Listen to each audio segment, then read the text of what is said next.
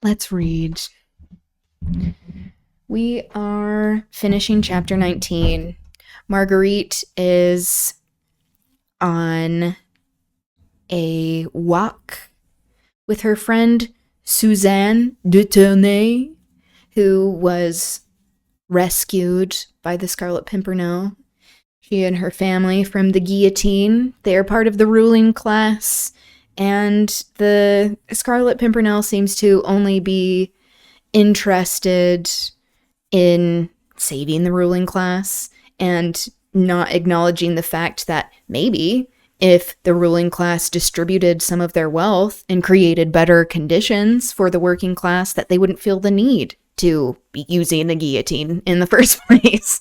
that might be more effective than saving them from these revolutionaries that they describe as being very bloodthirsty, rather than acknowledging that they want to preserve these systems rather than change them, that they disproportionately benefit from. I wouldn't have guessed you had Indian roots. Yeah, I know.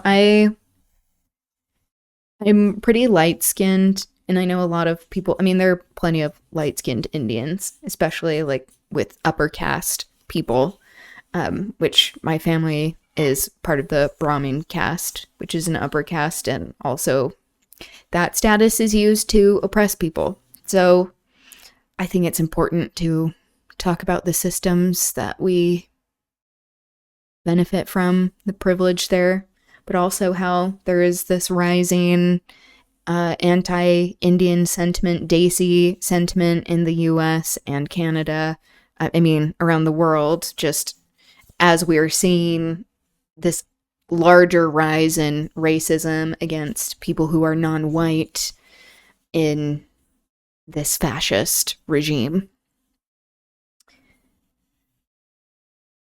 Okay.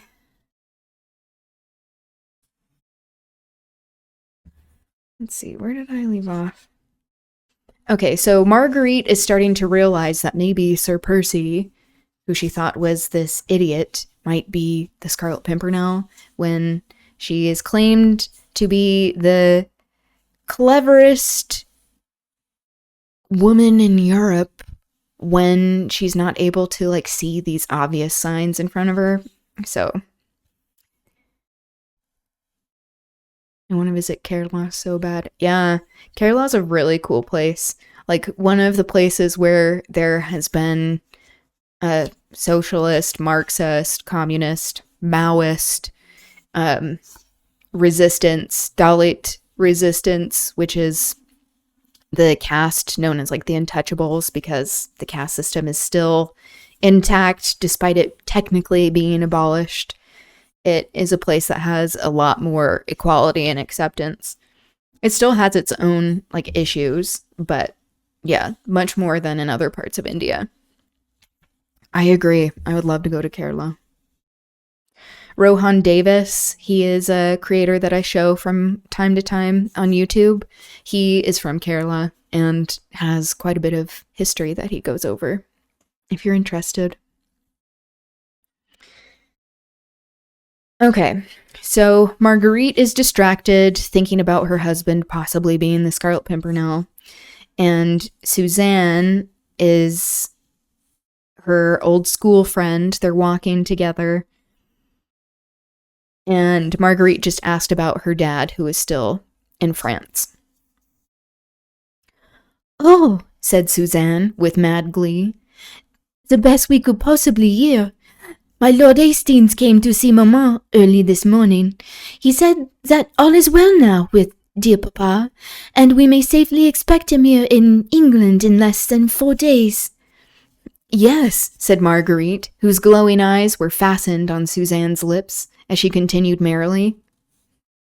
Is that some sapphic longing I'm picking up on?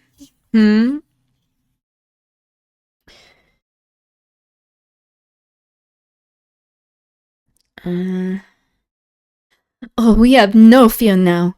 You don't know, chérie, that great and noble Scarlet Pimpernel himself has gone to save Papa. He is gone, chérie, actually gone." added Suzanne excitedly. "He was in London this morning, and will be in Calais, perhaps tomorrow, where he will meet Papa, and then... The blow had fallen. She had expected it all along, though she had tried for the last half hour to delude herself and to cheat her fears, meaning Marguerite.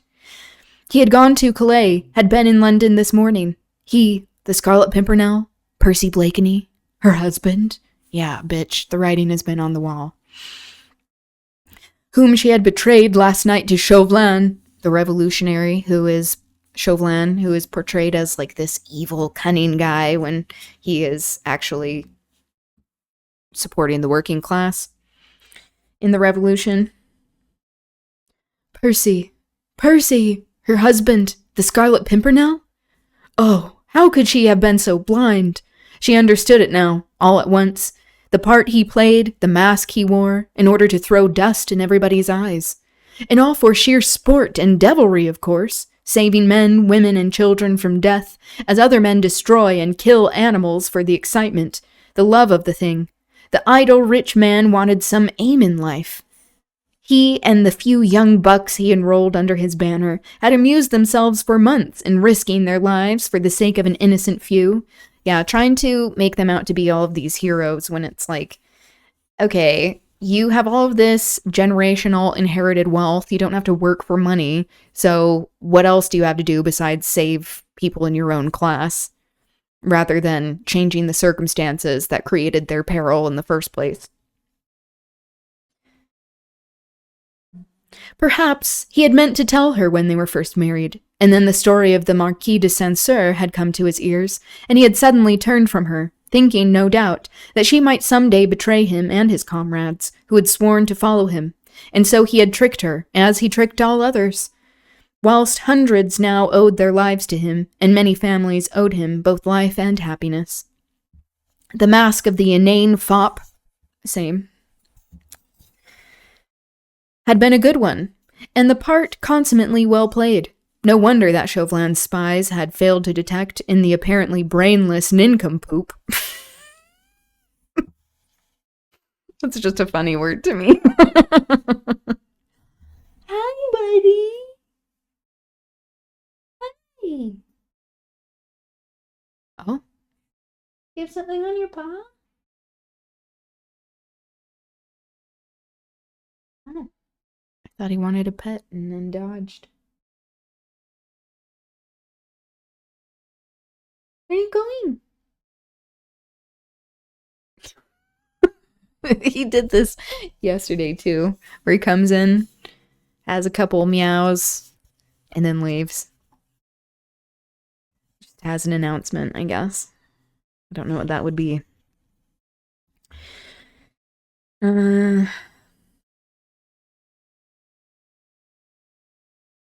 No wonder that Chauvelin's spies had failed to detect in the apparently brainless nincompoop, man whose reckless daring and resourceful ingenuity had baffled the keenest French spies, both in France and in England. Even last night when Chauvelin went to Lord let's try that again.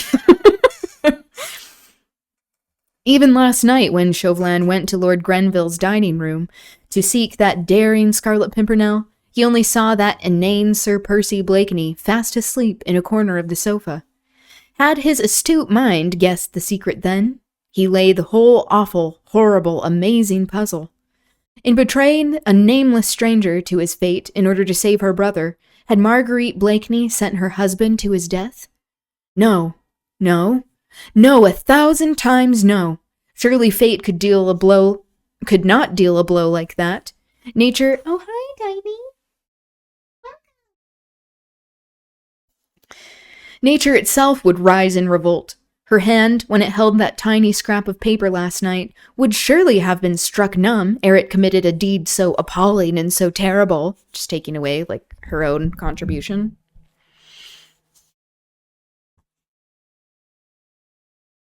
But what is it, chérie? Said little Suzanne, now genuinely alarmed, for Marguerite's color had become dull and ashen. Are you ill, Marguerite? What is it? Nothing, child, she murmured as in a dream. Wait a moment. Let me think. Think, you said the Scarlet Pimpernel had gone today? ... Marguerite, chérie, what is it? You frighten me. It is nothing, child. I tell you, nothing. I must be alone a minute. And, dear one, I may have to curtail our time together today. I may have to go away. You'll understand? I understand that something has happened, chérie, and that you want to be alone. I won't be a hindrance to you. I don't think of me. My maid Lucille has not yet gone. We will go back together. Do not think of me. She threw her arms impulsively around Marguerite. Child as she was, she felt the poignancy of her friend's grief, and with the infinite tact of her girlish tenderness, she did not try to pry into it, but was ready to efface herself. She kissed Marguerite again and again. That was more of a thing, but... then walked sadly back across the lawn. Marguerite did not move. She remained there, thinking, wondering what was to be done. Just as little Suzanne was about to mount the terrace steps, a groom came running round the house towards his mistress. He carried a sealed letter in his hand. Suzanne instinctively turned back. Her heart told her that here, perhaps, was further ill news for her friend, and she felt that her poor Margot was not in a fit state to bear any more. The groom stood respectfully beside his mistress. Then he handed her the sealed letter. "What is that?" asked Marguerite. "Just come by Renner, my lady." Marguerite took the letter mechanically and turned it over in her trembling fingers. "Who sent it?" she said. "The Renner, my lady." Oh, wait, nope. "The runner, my lady," replied the groom, "that his orders were to deliver this, and that your ladyship would understand from whom it came." Marguerite tore open the envelope. Already her instinct told her what it contained, and her eyes only glanced at it mechanically. It was a letter by Armand Saint-Just to Sir Andrew Ffoulkes, the letter which Chauvelin's spies had stolen at the Fisherman's Rest, and which Chauvelin had held as a rod over her to enforce her obedience. Now he had kept his word. He had sent her back Saint-Just's compromising letter, for he was on the track of the Scarlet Pimpernel. Marguerite's senses reeled. Her very soul seemed to be leaving her body. She tottered, and would have fallen but for Suzanne's arm round her waist. With superhuman effort, she regained control over herself. There was yet much to be done. "Bring that runner here to me," she said to the servant, with much calm. "Has he not gone?" "No, my lady." The groom went, and Marguerite turned to Suzanne. "And you, child, run within. Tell Lucille to get ready. I fear that I must send you home, child. And stay, tell one of the maids to prepare a traveling dress and cloak for me." Suzanne made no reply. She kissed Marguerite tenderly and obeyed without a word. The child was overawed by the terrible, nameless misery in her friend's face. A minute later, the groom returned, followed by the runner who had brought the letter. "Who gave you this packet?" asked Marguerite. "A gentleman, my lady," replied the man, "at the Rose and Thistle Inn opposite Charing Cross. He said you would understand." "At the Rose and Thistle? What was he doing?" "He was waiting for the coach, your ladyship, which he had ordered." "The coach?" "Yes, my lady, a special coach he had ordered. I understood from his man that he was posting straight to Dover." "That's enough. You may go." Then she turned to the groom. So we don't even get his name. Okay. "My coach and the 4 swiftest horses in the stables, to be ready at once." The groom and runner went both quickly off to obey.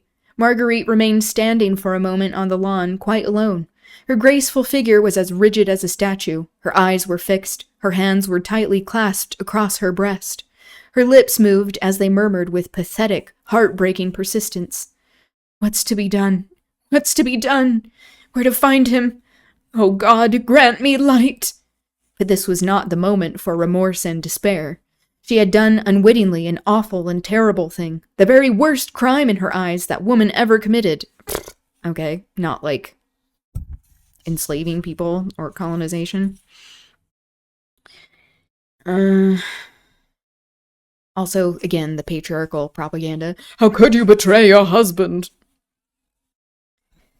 She saw it in all its horror. Her very blindness in not having guessed her husband's secret seemed now to her another deadly sin.